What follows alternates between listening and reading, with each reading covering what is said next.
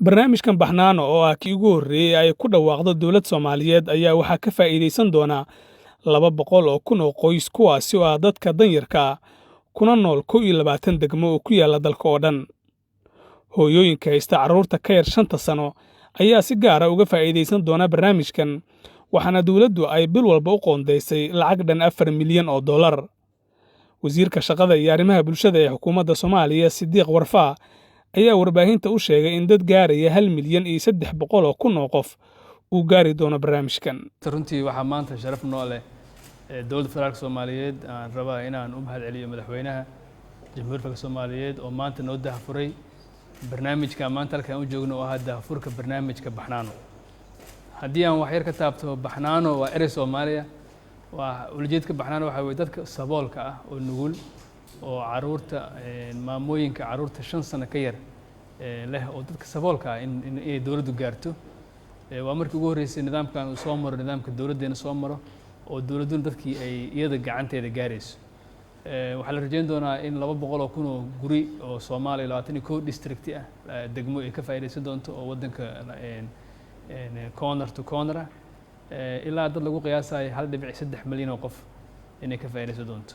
waan ogtahay hadda xaaladdan ku jirno oo caabuqa COVID-19ka in dadkii la yiri guryaha jooga waa garan kartaa marka dadka haddii guryaha joogaan waxay qabanayaan male. marka in dowladdu maanta ay dadkii ay wax la gaarayso dadkii saboolka ahaa ay lacag kaash ay u dirayso si ay mataqaanaa ay cunto ugu soo gataan waa wax dowladda aad iyo aad maarata qorshahan wuxuu ka mid yahay qorshaha dowladda ee la dagaalanka iyo yareynta faqriga. marka aad baan mataqaanaa maanta barnaamijkan ku soo daafurnay. Madaxweynaha Soomaaliya Maxamed Cabdullaahi Farmaajo ayaa gabagabadii sheegay in barnaamijkan uu yahay kii ugu horreeyay ee ay dowladdu doonayso in shacabkeeda ay ku daryeesho isla markaana gaarsiiso waxa ay awooddo. waa runtii bilaaw wanaagsan wax walbana dee meel bay ka bilowdaan inaan nasiib u wada yeelanay idinkuna aad runtii ka shaqayseen inay hirgasho markii ugu horreysay ay dowladdu haba yaraataba ay gaarsiiso shacabkeeda dadkeeda saboolka ah waxa ay awooddo inay gaarsiiso.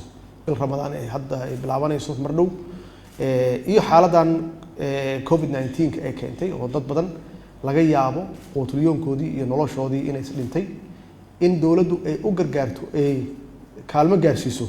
runtii waxaan oran karaa waa horumar aan gaarnay.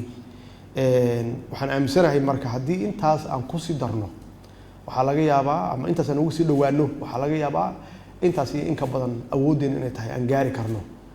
waa mar kale waa idin mahad celinayaa shaqada wanaagsan aad qabateen ummadda aad u qabateen oo ah in aan daryeelno dadkeenna inaan shacabkeenna daryeelno mar walbana in madaxa nooga jirto ama maskaxda inooga jirto mar walbaba waxaan u maqannahay oo aan u shaqeynayna inay yihiin dadka aan mas'uulka ka nahay ama dadka mas'uuliyadda noo dhiibtay.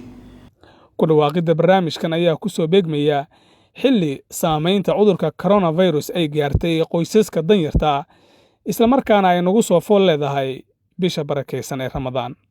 Cabdullaahi Axmed Nuur, Universal TV, Muqdisho.